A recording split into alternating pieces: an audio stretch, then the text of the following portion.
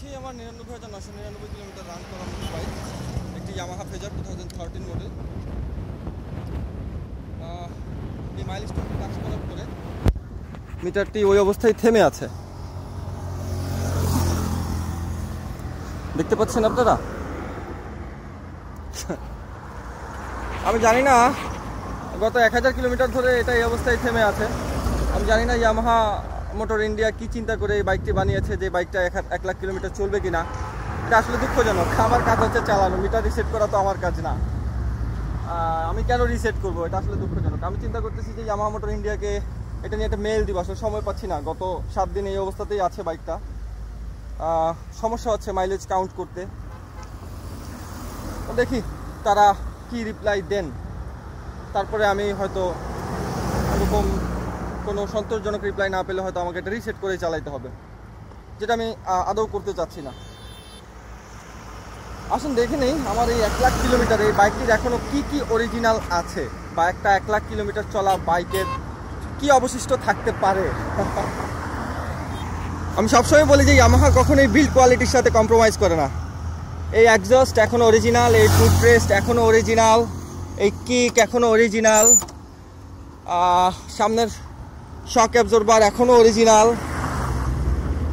Change করা হয়নি। এই পাশেরটা আমি উল্টিয়ে দিয়ে ইউজ করছি, বেশ ভালো পারফর্ম করছে।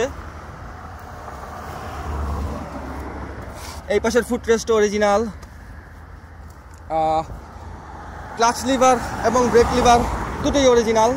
1 লাখ কিলোমিটার চলার পরও এরা খুব ভালো কন্ডিশনে আছে। হালকা একটু ডিসকালার হয়েছে, বেশ কয়েকবার আমি এটা নিয়ে আছাড় খেয়েছি, কিন্তু এখন পর্যন্ত এটি ভাঙেনি। পিছনের সাসপেনশন এটি এখনও অরিজিনাল, হ্যাঁ, এবং এখনও সুপ্রিম পারফরমেন্স দিচ্ছে। 1 2 3 4 নম্বর স্টেপে রেখে আমি ইউজ করছি।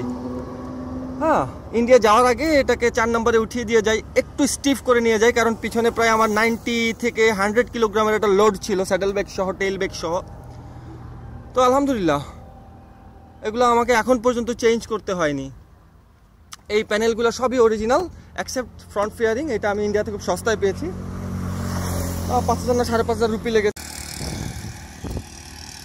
সবচেয়ে মজার যে বিষয়টা, এই ইন্ডিকেটরগুলো অরিজিনাল, সেই গাড়ির সাথের ইন্ডিকেটর। এই সুইচগুলো আমি চেঞ্জ করেছি ইন্ডিয়াতে খুবই সস্তায় পেয়ে, এক একটা 250 রুপি, অরিজিনাল। তো এই জন্য চেঞ্জ করে নিলাম। এখন এগুলো একদম বাটার স্মুথ, আগেরগুলো একটু আটকে আটকে যেত। হ্যাঁ, এগুলো চেঞ্জ করা হয়েছে আপনার 90,000 কিলোমিটারে। এই তো এই হচ্ছে এই সিট কভারটি, এটিও অরিজিনাল। 1 লাখ কিলোমিটার চলা সিট, এটির উপরে বসেই আমি এই 1 লাখ কিলোমিটার চালিয়েছি। সামান্য কিছু জায়গায় ভাঁজগুলোতে একটু ছিঁড়েছে, এইখানটা একটু ছেঁড়া আছে। আসলে ওই আমার লাদাখ ট্রিপে এই 26 দিনের টানা 9,600 কিলোমিটার চালাতে গিয়ে যে ঘন্টার পর ঘন্টা আমি এটাতে বসেছিলাম, ওইটার প্রেশারে এখানে একটু ক্র্যাক দিয়েছে। ওভারঅল এটা খুব ভালো কন্ডিশনে আছে, এখনও চেঞ্জ করার অবস্থায় আসেনি।